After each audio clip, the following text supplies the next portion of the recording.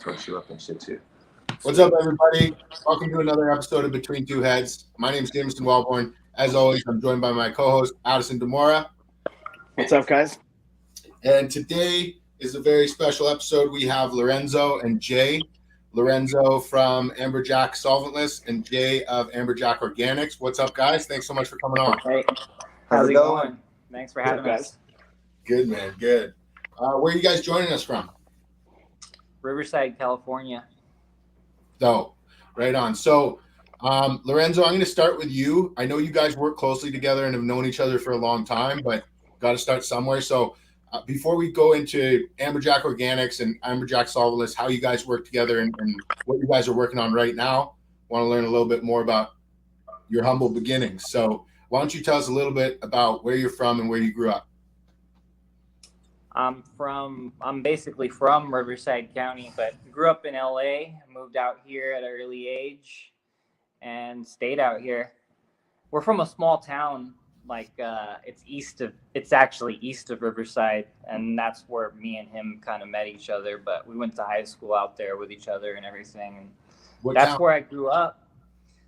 And yeah, that's about it. Moreno Valley locals. That's where we're from. Moreno Valley. But in high school, like any of us, I guess, that's when the interest, that's when we got our interest for smoking, I remember when I met him, we were ditching class to go smoke weed, and I had a coffee can full of this purple lavender weed.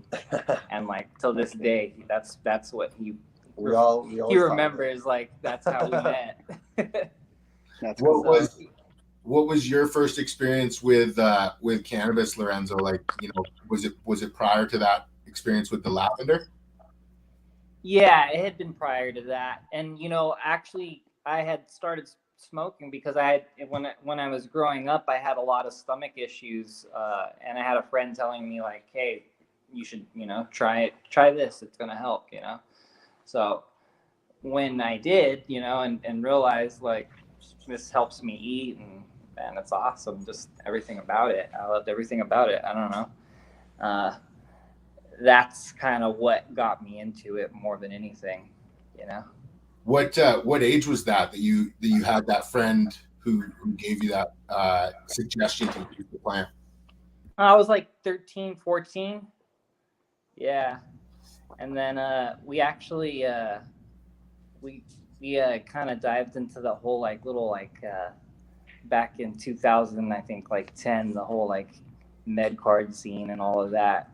Back 215. I got mine, I think, when I was 17 years old. I was able to get it on some doctor's rec, and I had my mom sign this thing for me. Same thing with him. And we used to go out to Hollywood. We'd ditch school, go out to Hollywood, and go hit up all the shops, all and dispensaries, all the little hash bars. There was actually a hash bar off La Brea. It was cool. It was called La Brea Collective. And they had this hash bar upstairs, and it was pretty cool because everyone would just go and you can smoke hash and just chill, talk, Exactly. So what year was that? 2010? Yeah, that was like 2012 for that. Yeah, that was around 2012, I'd say. And you mentioned hash bars. Were you guys fully concentrate smokers at the time, or were you going back and forth between flower and back and forth? Yeah, between flower and concentrate. But it was around that time, when we started going to different dispensaries and stuff like that out there. We started trying different concentrates and things like that. For a while, it was we smoked a lot of BHO. Yeah. Were you guys going to? That's honestly what got us into the scene. Were you guys going to Oswego to Jason's spot? Oh, for sure. Yeah, but I think alternative health services. More that was the than best. anything, we'd go out to the weed a lot. We were all over the out place. in Studio City. Yeah. Cool. And we were also working with that guy a lot. I think his name is Dave Warden. He was a cool guy. In the scene.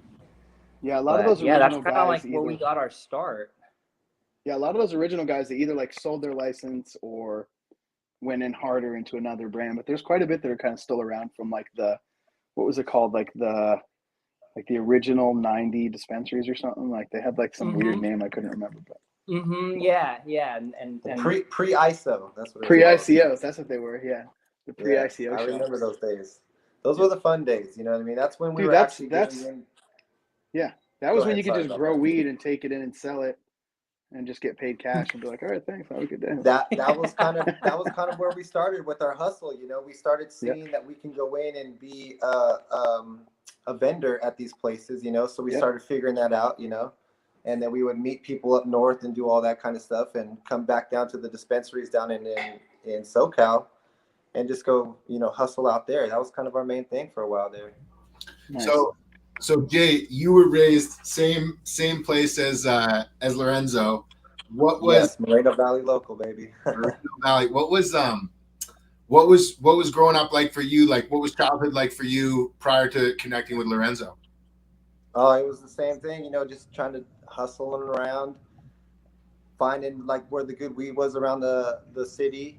And then once I realized that I can be selling all the good weed around the city, that's kind of how it was, you know. So I had 5 acres up on the top of the city, so we would have parties and stuff like that, hustle, do all that stuff. So yeah, it was fun times back then. Who was the bigger stoner between the two of you?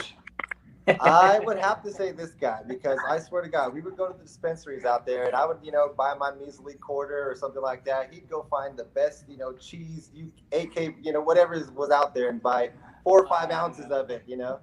I had this strange addiction to the UK cheese back in I think it was 2010, 2011. Yeah, but it showed up in a couple shops out in Sherman Oaks in the Valley, and then La Brea Collective, they would carry it a lot. But RDC. back then it was, we thought that was expensive. It was $400 or $500 ounces at the time, you know. Nowadays you see guys spending, upwards of that for ounces. So, I mean, you can't really put a price on flower ounces these days, I've noticed. So at that time, were you guys, when you guys started getting involved with hustling, were you primarily just moving other people's work, or did you get into the cultivation side early? No, we were mainly moving other people's work. We had a lot of good connections up in Humboldt County. We started with the budtrader.com. I don't know if you guys remember that thing. It was a whole marketplace for growers to go online, and it was literally like Craigslist of the weed game, you know, back in the day. And we'd find growers up on budtrader.com, and we'd have these crazy trips up north to Humboldt County and go out there and just pick up other people's stuff and come back down to Southern California and, sell the flavors out to all of our local friends and stuff like that, because we had a lot of high school clientele back in those days. So, and once we got into our 20s and stuff like that, everyone knew us as the weed guys. So, fuck yeah. So what came next after high school for you guys? Did you guys start cultivating, or what did that look like? Honestly, it went towards more of the BHO scene. Once the BHO scene started coming around, we started doing, just like everybody else, started as open blasting, started doing that whole thing. And once we learned all the dispensaries and stuff like that, we just moved on that for a few years. That's what made a lot of the good money back in those days, just good hustling and stuff like that with the BHO. The cultivation like a step. Yeah, for a lot of guys. Come until later. I think I had told him I wanted to get a little bit more serious with my own BHO.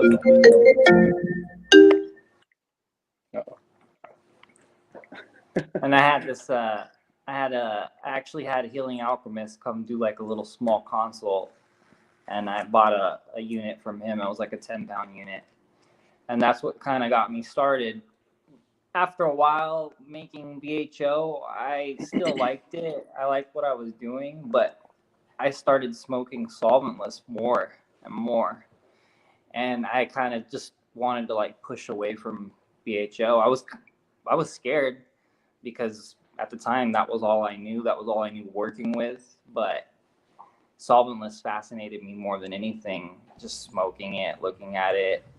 At the time, more than anything, I would be squishing other friends' hash, because I wasn't even washing at that time. Were there specific brands or friends that gave you that material that inspired you to make that switch? Yeah, definitely. There were a couple of friends that just And you know what? They were friends that I just met on Instagram, like randomly. Like I had this one friend, and I don't really talk to him anymore. But yeah, he kind of got me into the whole like. He kind of helped kickstart me into like the solventless scene. I would say that for sure. Like I was smoking it a lot before that, but that's like what really got me into like, okay, I'm tired of squishing other people's hash. I want to like start washing my own stuff. And I was working with this strawberry banana at the time, and I had this other thing called strawberry chaos that I was working with. It was like just a bag seed off the strawberry banana, and one of my friends was like, hey, strawberry banana washes really well. Go ahead and wash that. So we did a test wash on that. It came out great. He was fell in love with that shit. And I was washing that for a little while. And then he was like, hey, have you washed the strawberry chaos? I was like, no. So we'll wash the strawberry chaos. It did just as good as the strawberry banana. Not as the strawberry banana is closer to 5%. The strawberry chaos more like a 4%er. Mm-hmm. So they both did decent, and just kept them around for a while. And the strawberry chaos makes decent melt. That's, I think, kind of like what I got, like, known for. And to be honest, there was times when I got tired of that shit. I just kept it around because I had other friends and people around telling me, keep that around. I want to smoke it. That was the first one I ever tried from your stuff, I think, was the strawberry chaos. That's what he's definitely known for. That chaos is definitely an amazing strawberry terp that no one else has for sure. Exclusive. It is good. It is definitely one of the better. I think it was in like the U-line jars, like 3.5 grams or something. Is how they used to be. That was a long time ago. Yeah, that was like the first time. Yeah. Those were good though. That's a super fire strain. What was some of the stuff that you were smoking when you first kind of got into rosin? Into solventless stuff? Do you remember like some of the strains? And were you going to those same dispensaries to get them, and that just kind of changed? Because I remember there was like a lot of BHO, and then there was a lot of BHO. But yeah, we used to go to this one dispensary, and it was like no name melt, man, but it was like the best sour diesel ever. We used to get it from this Russian dispensary over off of. That was when the hookah coals were around too. Just throw some hash down on the hookah coal. Yep. Yeah, but we used to get it from this dispensary over off of I think like Santa Monica and Western, and they were there forever. But it was just no name melt brand, and then we would get melt out from out over in Sherman Oaks a lot, and like I said, it was always just no name. It would just come in a jar. And once they had those sessions too, like those crazy events, like the High Times Cannabis Cups and stuff like that. Once we started getting into the BAMF and all that really good stuff like that, man, that was the really top tier stuff. The $100 gram stuff, we didn't want to touch because the BHO scene was still so hot. You didn't want to touch the rosin scene because the grams were $120 a gram, and it wasn't even cold cure yet, nothing like that. So once the exotic genetics and stuff started coming out with the really good cookies and cream, stuff like that's what I really fell in love with. That's what made me fall in love with rosin, was that cookies and cream strain. It was absolutely delicious. Oh yeah, I definitely remember that. Like there was some good drops. I still got some boxes. I think it was like it was like that one of those first high times down here when Cuban Grower was set up with all his melts, and he had the whole lineup, everything out. But yeah. Definitely that was like a big part of it, I'd say too. Yeah, that'll get you hooked for sure, especially if it's like back when BHO was so everywhere at the same time. You'd see like something that was just and they could demand 120 a gram for sure. And we all know now that like melt typically doesn't cost that much. Like I don't know. I mean, you see melt costing less than rosin a lot of the time because it's it's raw. It shouldn't, but I don't know. Bless those dudes for getting as much dough as they did at the time. I think they still might though. I think they might be still getting like $100 a gram or something. I haven't tried any in a while. Did you have a preference towards melt versus rosin, Lorenzo? Like, do I have a preference towards melt or rosin? Consumption preference. A preference for what? Your personal consumption preference. Like, do you prefer rosin over melt? I wouldn't say that because sometimes I'll smoke more melt than rosin, but then sometimes I smoke more. Most.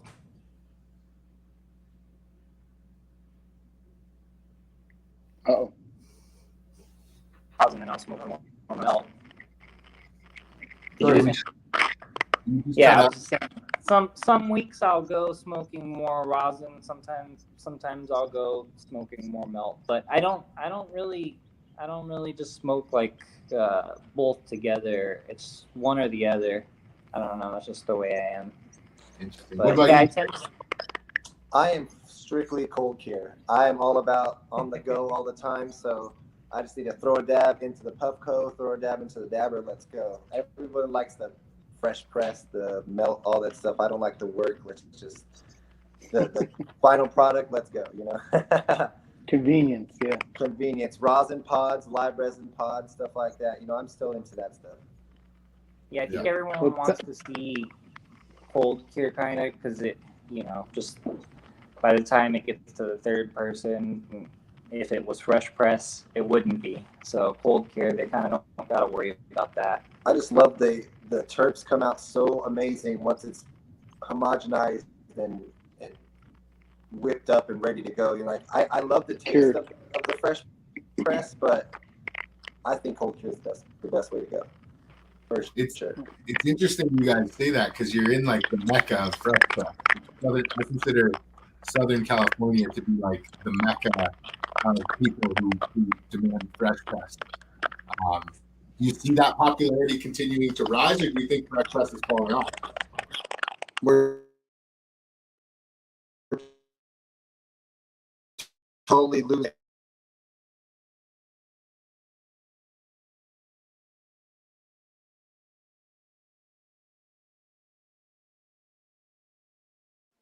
Uh-oh. We lost them there. Technical issues. Apparently they're having a windstorm there, so the Wi-Fi is not very solid. But I mean, these things happen. That's the problem sometimes with the, you know, if you don't have, because it really all relies on your internet connection. That's it. If you don't have that, there's no way, which can suck too. So. Oh, I think we got him back. Yeet. There we go. Sorry about that. No worries. No problem. Yeah, we're having a psycho windstorm out here right now. No worries, guys. We understand. So yeah, we were just talking about melt rosin and like the popularity of fresh press in Southern California. Like, do you guys think that's something that's going to continue to be popular, or do you think it's going to remain in popularity? No, I think fresh press will always have a special place, especially like with people that know, you know. But like I said, the cold cure is kind of for the travel and for, you know, people maybe like out of town, I guess, you know. But no, I see people always and sometimes I'll say, and I think people just want more cold cure than anything. But then I'll have them telling me, no, people still ask for fresh press. So in my head, I would like to see it around more, but that's just me. I try and do like more cold cure than fresh press, but I always try and drop some fresh press just because I know I have friends that ask for it. As the grower, I want the melt market to come back up because I don't lose any rosin. I don't lose any grams off the melt. You know what I mean? Buy more full melt. That makes sense. I mean, the 6-star, the 6-star, as long as it's good grade 6-star, then it's, you know, the full melt is the way to go for sure, I think. But cold cure, like you said, travel, convenience, you know, I think the terps are amazing. I love the cold cure because it has that non-hashy, burnt taste to it sometimes that you get from the full melt. I mean, maybe I don't use my jerk gun so well, so I'll be hitting my hits at like 550 degrees. I don't know what the numbers are. Everyone wants to go on the full melt, so. Yeah, he doesn't smoke a lot of melt. He's not a big melt guy. Yeah, you can't be hitting melt hotter than like 510. Yeah, see? I'm burning my head. Like 480. At that point. If it's a giant melt dab, 510, you're safe. But like, yeah, you gotta like go super super low. Yeah, he's like more, 550 on the melt. Yeah, he's definitely more the connoisseur when it comes to the heads for sure. He's definitely Yeah. the hash guy. Oh yeah, no, it's all about exposure too. I mean, the more 100. time you have exposed to a bunch of melt or more, like you're on the grow side, so you're obviously on the go, you're moving. You prefer having that, the quick, easy, material to work with. Where, I like having all of each. It just depends. Like if you're chilling and you're like, oh, I'm gonna have some fucking melt. You like look at your nails. You're like, oh, that's the melt nail, and you just kind of start putting it all together. And then before you know it, you're just, that afternoon you just smoke melt or something. But it's totally different high too. It's like, right. It's always, it all has its place, which is great. It Just like smoking a joint. Smoking a joint is such an amazing high compared. Well, not compared, but it's such a different high to smoking rosin all day long. You know what I mean? I'll smoke rosin all day, and then I'll go roll a fat joint, and I will literally be higher off that joint than I was all damn day. Yeah, it's like set and setting too. Depending on what you're doing, yeah. what you got going on. Yes, for sure. Like, after a long day of work, a few dabs of rosin and a joint, you're dead for the day. Yeah, I mean, I've been in a car and hit like a rosin pen, like a vape pen rosin a couple times and gotten so zapped off my ass. I'm like, fuck, so it doesn't matter as long as it's, as long as it tastes good.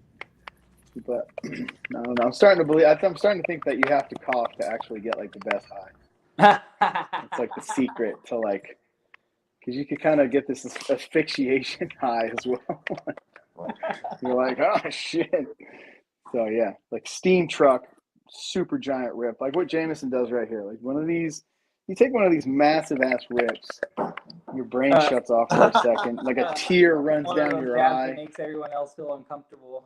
Yeah, everyone's like, is there a fire in here? Like that's the kind of. Yeah. No, I can't do that. I will be dead to the world for the day. My team will hate me after that. Yeah, no, it's espresso works well with it, but then, I mean, I think some people just have a high tolerance and they're just moving so much, they're doing so much, so it's like feeding the monster. Good. Coffee and dab tastes good too, I think. Oh yeah. Like like a good pour over, high end coffee, any like a blue bottle latte or anything sick like that. No sweetener, you just fucking cream and coffee. That shit's, you can't beat that. It's like so good, especially with like if I have like a 4-shot espresso, some heavy cream in it, and then like a dab in the morning, you're like, this is fucking perfect, dude. Take a dab, sip your coffee, like you can't beat that. The terps are nice. They go well together. For sure. Yeah, no, I can't touch that caffeine stuff. I have ADHD to the fullest, and the second I drink any caffeine, I am lit.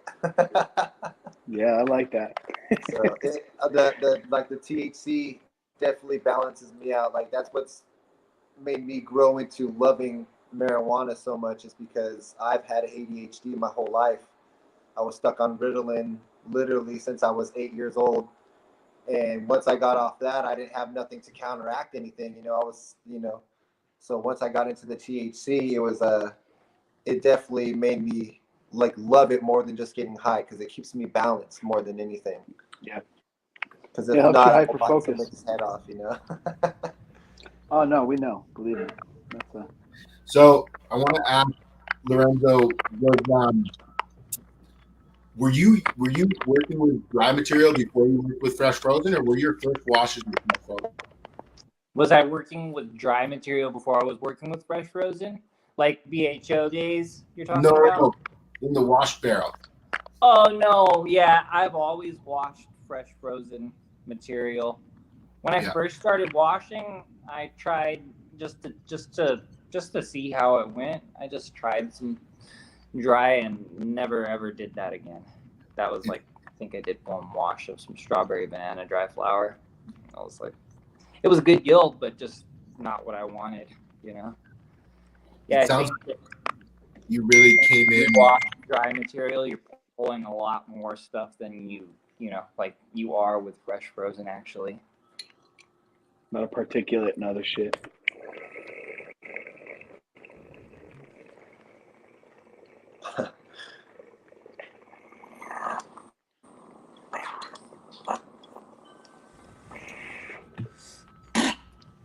So, what is your current?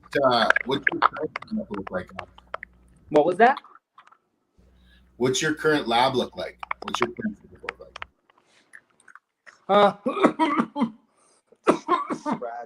I run a really basic setup. I just have 2 freeze dryers, two pharmaceutical freeze dryers.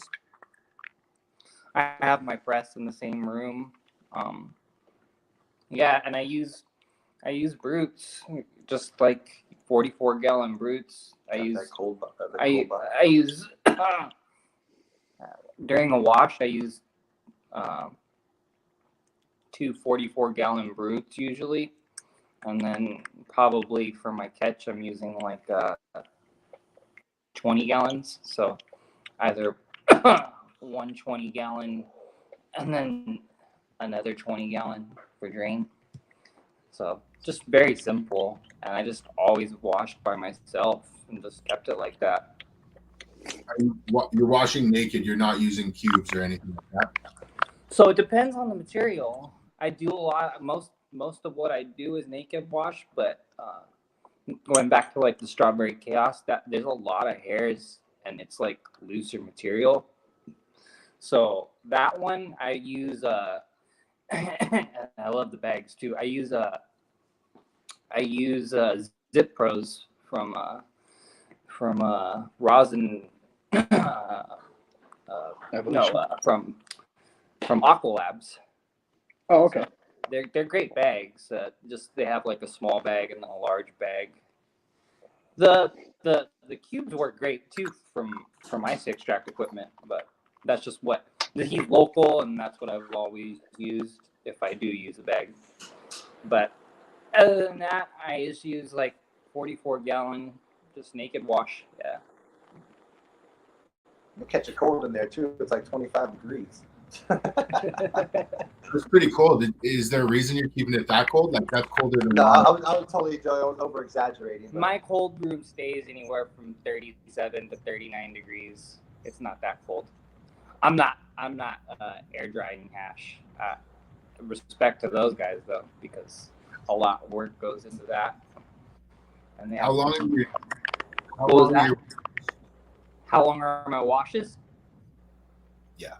Each wash, I go 5 minutes, and then I usually the 4th wash I'll do 6 to 7 minutes, just a little bit longer. And then if I do a 5th wash for food grade, I'll do it just as long, 7 minutes, 8 minutes. But yeah, I just go 4 to 5 washes max, and then 5th wash always goes to food grade. But that 1 through 4 is usually what's used for rosin, either 1 through 4 or 1 through 3, and that's usually typically what goes into rosin, say for 70 to 149 or 90 to 149. That's just like what I tend to like to smoke, so that's what I want to put out. For sure. You guys have a preference or an opinion on sun-grown heads versus indoor-grown heads?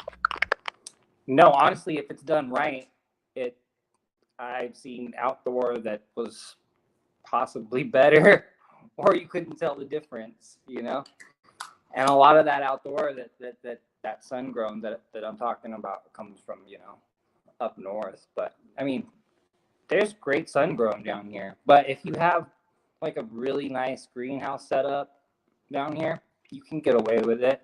I see plenty. I mean, he grows greenhouse, but his greenhouse is really nice. And any of the material that I've washed from him, you'd really have to I guess you'd have to be washing to know the difference. But I always specify what came from where, whether it was indoor or outdoor. And what is that observational difference for you as a hash maker? Like, is it a larger head or is it a grittiness, or what is it? What do you mean exactly?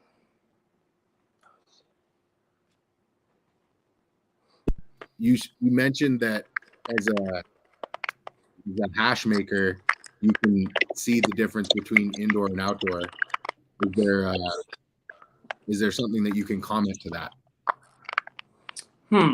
So sometimes, it's hard to say, really, like just in, I guess, not in the end product. It'd have to be a material, just the material. For sure. What do you think about resin mixing? Is that something you're a fan of? Who? Resin mixing. We have bad connection over here, boss. We can barely. You're going in and out. Yeah, I think we might have to call this interview, guys. The connection's super bad. It's hard on our end too when you guys are talking. No, I totally understand, man. I totally understand. Yeah. All right. Well, we're gonna reschedule this for another time, everybody. We had a really bad connection here, and we're just struggling. So we appreciate everybody tuning in, and we'll definitely get another interview going. Thanks, everybody. Yes, sir. Sorry, guys.